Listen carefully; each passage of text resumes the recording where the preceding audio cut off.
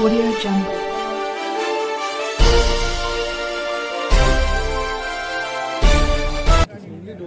ये अब का जो चुनाव हो रहा है इस बार का, ये अपने आप में ये एक अलग चुनाव है। सबसे पहले तो जो कन्वेंसिंग हुई उस दौरान में ये कोरोना की तमाम सारी सावधानियां और तमाम नियम आए, जिसके तहत अच्छी तरह से कन्वेंसिंग भी नहीं हो पाई थी। लेकिन जो चुनाव से पहले जिस तरह की सरगर्मियां चल रही थी, किसानों का आंदोलन रहा 13 महीने का, और जितने भी भारतीय जनता पार्टी को जो राज्य हुआ है इसमें, तो उसमें इस सरकार ने, जो डबल इंजन की सरकार कहते हैं इसको, इसने लगातार जनता को परेशान करने का काम किया। सबसे पहले तो किसानों को परेशान किया।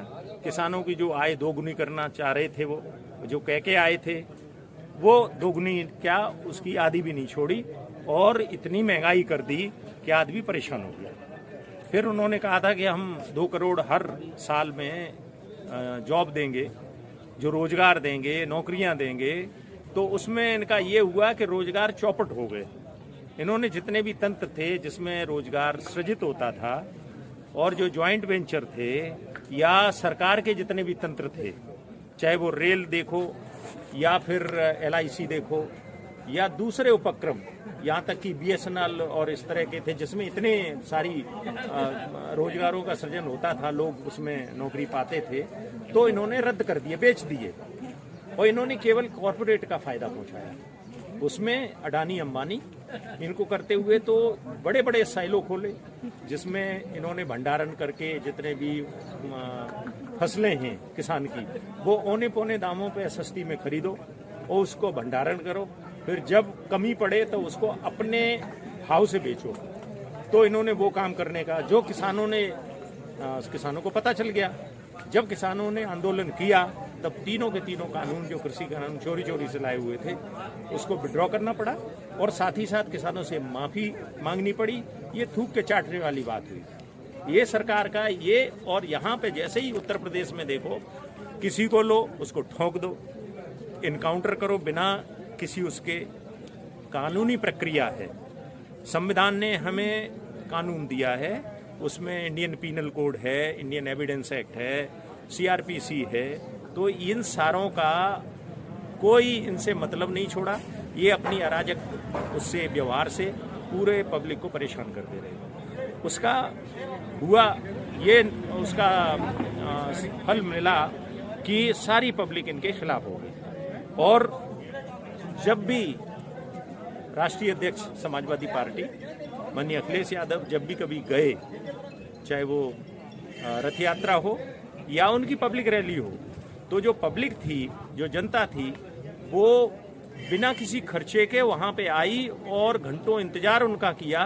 तो उससे पता चला कि जो पब्लिक है वो चाह रही है कि बदलाव कैसे हो। तो वो बदलाव के लिए पब्लिक ने वोट दिया, और जब वोट दिया तो अथाह वोट दिया है, जिससे कि ओवरवेलमिंग मेजॉरिटी से आ रही थी समाजवादी पार्टी। और इतना वोटिंग को ये रिग करना चाहते हैं। ये मतगणना के टाइम पे, मतगणना से पहले मशीनों पे, आपने बनारस की देखी घटना, आपने बरेली की घटना देखी, आपने बस्ती का देखा, तो कई जगह ऐसी हैं जिसमें कि ये लोग ताक लगाए हुए हैं किस तरह से मशीनों से छेड़छाड़ की जाए, और कैसे 100 और 200 सीटें जो हैं अपनी उसमें इस तरह की जोड़ें ताकि उनका संख्या ज़्यादा हो जाए और समाजवादी पार्टी हार जाए। ये ऐसा कर नहीं सकते, क्योंकि जनता बहुत जागरूक है, पल पल पे हर एक खबर मिलती है। और अब तो इन्होंने एग्जिट पोल जो दिखाया है कल से, तो उसमें तो इन्होंने पूरी सोई हुई जनता को, सोए हुए शेर को जगा दिया है।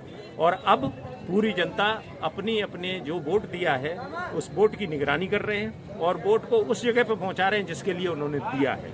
तो जब गणना होगी तब तक यहाँ पे सभी लोग ताक कर रहे हैं, रक्षा कर रहे हैं, और देख रहे हैं, निगरानी में रख रहे हैं, कोई भी किसी भी तरह का आदमी है वो मशीन लेके न भाग के जाए और कहीं मशीनों से छेड़छाड़ नहीं करे। बैलेट पेपर हैं जो रजिस्ट्री से आए कर्मचारियों के, उन पर भी निगरानी रहे किसी भी तरह से। और खास करके सरकारी कर्मचारी, वो जो निचले वर्ग के कर्मचारी हैं, वो सारे के सारे समाजवादी पार्टी के हित में हैं, क्योंकि ओल्ड पेंशन स्कीम का जो हमारे घोषणा पत्र में जो दिया है प्रोविजन, उसको वो बहुत पसंद कर रहे हैं। इसकी वजह से जितना कर्मचारी छोटे वर्ग का और बड़े वर्ग का भी, लेकिन कुछ उनके जो पिट्ठू हैं, जो उनके चापलूस हैं, वो भारतीय जनता पार्टी को जितवाने का काम करना चाहते हैं, मशीनों में छेड़छाड़ करके, रिगिंग करके चुनाव की। अगर ऐसा करेंगे तो समाजवादी पार्टी ऐसा करने नहीं देगी, क्योंकि सारे के सारे जितनी भी आंखें हैं समाजवादी पार्टी के पास में, जितने भी हाथ हैं, जितने भी पैर हैं, सब उसको देख रहे हैं और निगरानी कर रहे हैं। जरा भी कहीं पे कोई घटना होती है तुरंत वहां पे पहुंचते हैं, इसकी खबर जाती है, राष्ट्रीय अध्यक्ष तक पहुंचती है, और ये पूरी की पूरी चुनाव आयोग को शिकायतें दी हैं।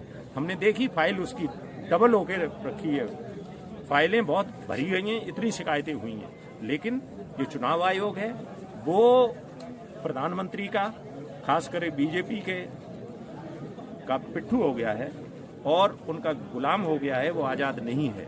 वो भी उनका एक, जैसे सीबीआई, ईडी और ये होते थे, उसकी तरह तोता बन गया है, तो उसकी निष्पक्षता के ऊपर भी प्रश्न चिन्ह लग रहा है। लेकिन ऐसा ये कर नहीं पाएंगे और समाजवादी पार्टी एक बड़े बहुमत से आएगी, और ऐसा बहुमत आएगा जो कि इन्होंने उत्तर प्रदेश के इतिहास में नहीं देखा।